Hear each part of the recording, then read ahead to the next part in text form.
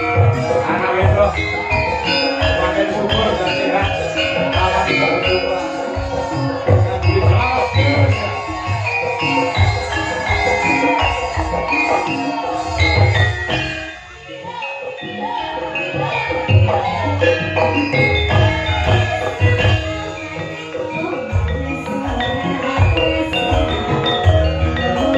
kamu guys seru Mbak.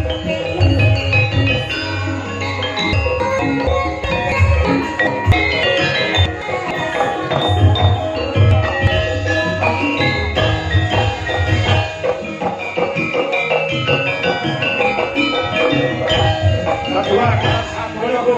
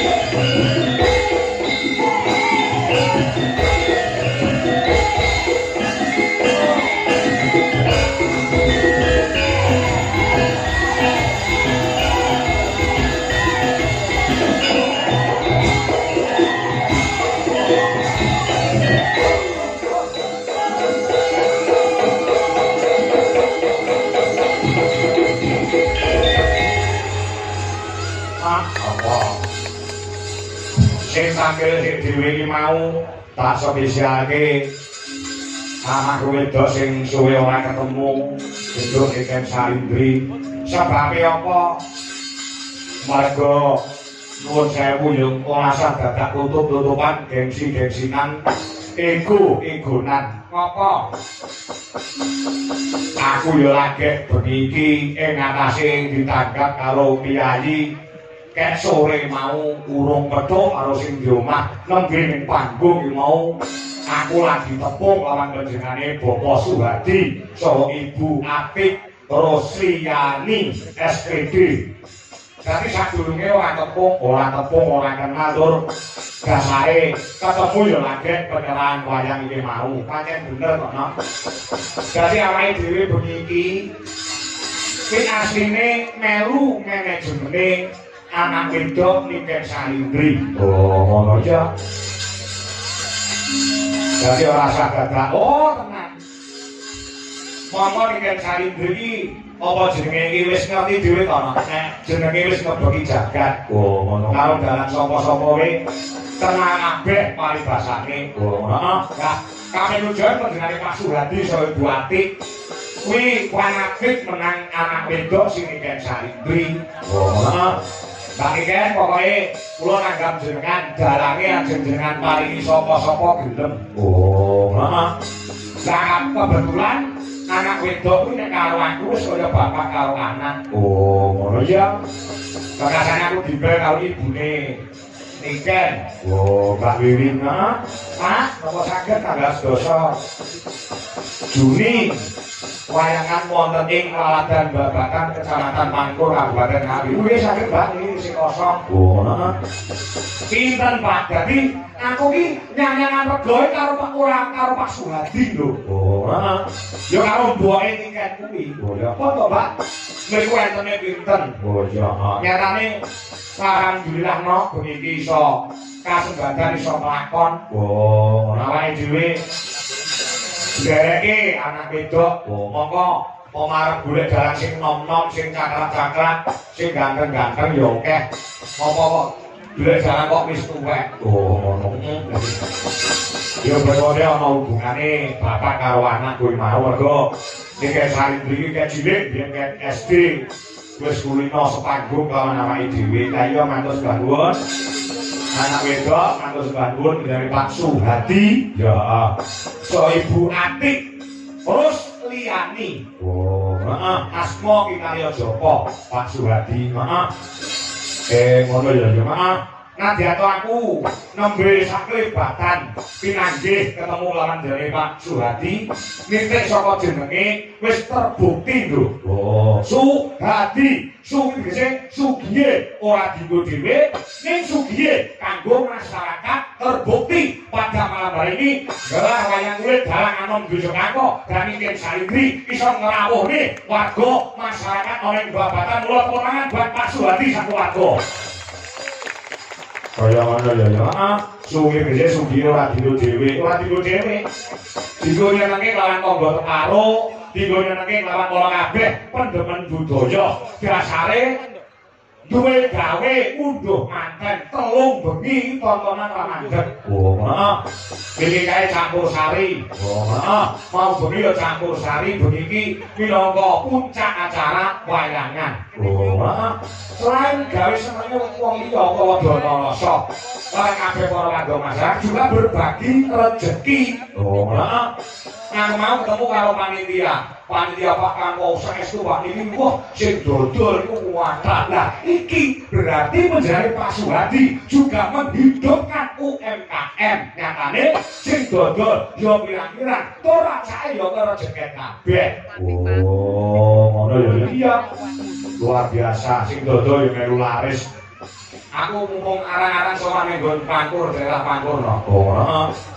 Iki jane rahasia. Ning gandeng aku tresno karo wong kene.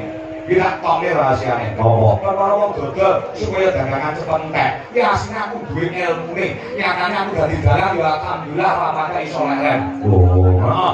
Ana ilmune nggo dodol apa wae supaya dagangane cepet entek, cepet laris. Ana posone utawa tirakate dipasoni pitung Senin, pitung Kamis ora entuk pedhot. Dodol apa wae bakare cepet entek dagangane. Heeh. Nalika ngeler dagangan apa wae kuwi gedhog lemah ping 3 maca bismillahirrahmanirrahim ping 3 wekasane kuwi diwacane surat Al-Fatihah ping 3 wekasane maca mantra Jawa Semar dasar gareng eneng Petruk celuk-celuk sing dodol Sri Kandi sing mukoni Janaka kuwi anggere kulane 1000 nek medhoi 500-an cepet ah iki sakire kanane ngono Para rezeki nek sing ngatur wis nek sing nata. Heeh. Ora beda menjane Pak Suhadi. Dulu juga pernah panjenengane iki rekoso. Oh, pernah rekoso. Iya. Nek karo tahun 2018 2019. Oh, ngono iya. Panjenengane ya pernah rekoso. Mula gandeng mulai tahun 2021 nganti sayaene diweni rezeki saka Gusti Allah. Sing turah-turah blawah sing kaya ngene iki ngiras pantes syukuran. Kangge sono nyenengke wong pirang-pirang dalam rangka ngunduh kemanten. Oh, heeh. Kowe kok ngerti panjenengane Pak Suhadi biyen yo tau rekoso. Ngerti. Aku mau sore jagongan karo Pak Marsis mantan lurah Babatan. Aku diceritani beliaunya iki pancen yo kiai sing tanggung jawab, kiai sing cokat cakut dinas Prampil. Ya ora kendho ning kenceng semangate. Wah, ngono ya. Wah, luar biasa ya, luar biasa nang contoh.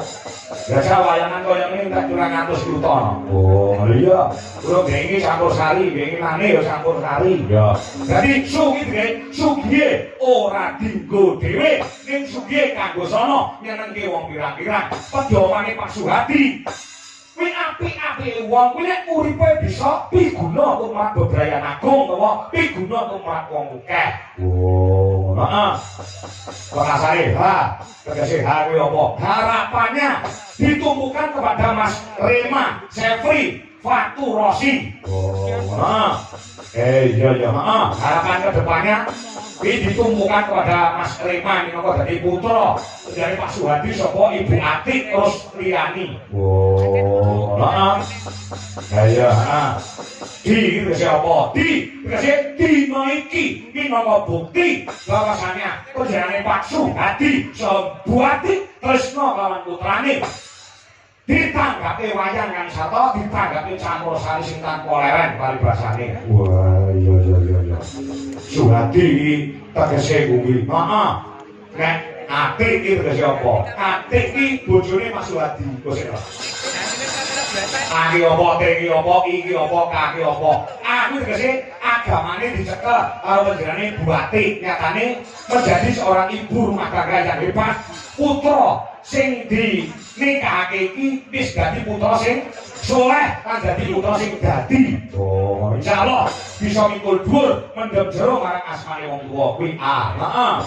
Terus T tegese apa? T taat aturane agama, taat marang aturane Pak Suhadi selaku dadi kepala rumah tangga. Oh, heeh.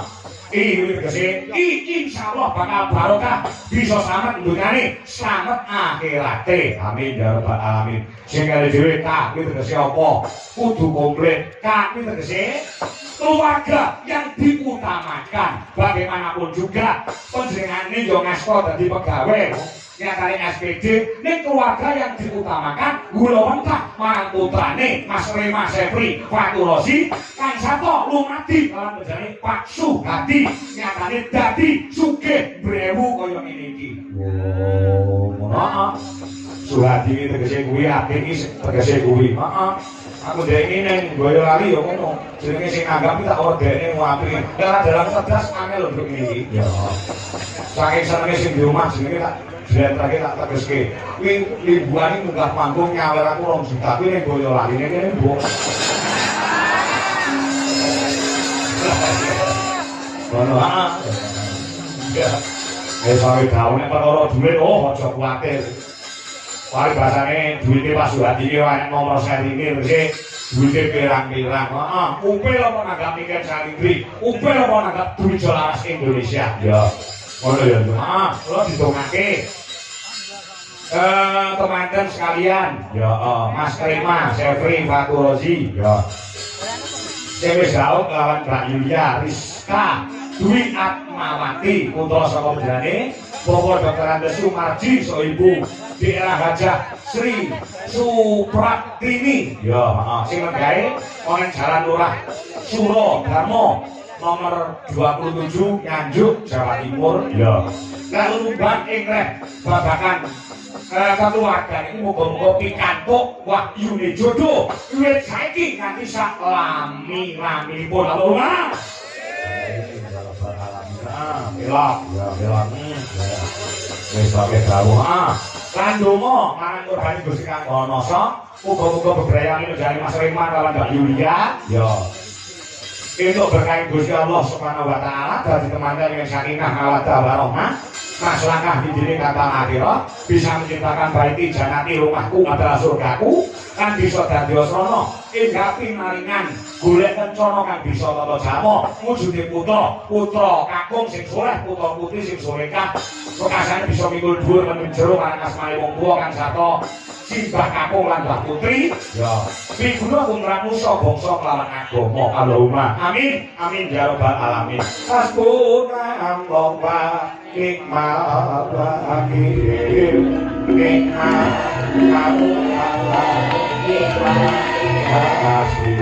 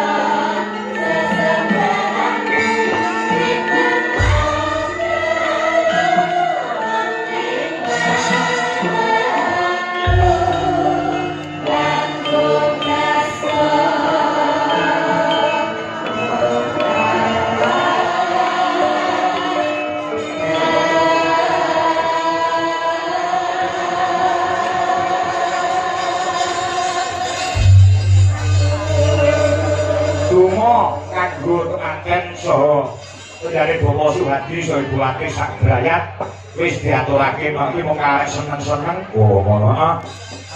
Mergo bintang tamune selain anak wedok ning Salindri juga Mas Omet karo Mas Dodo.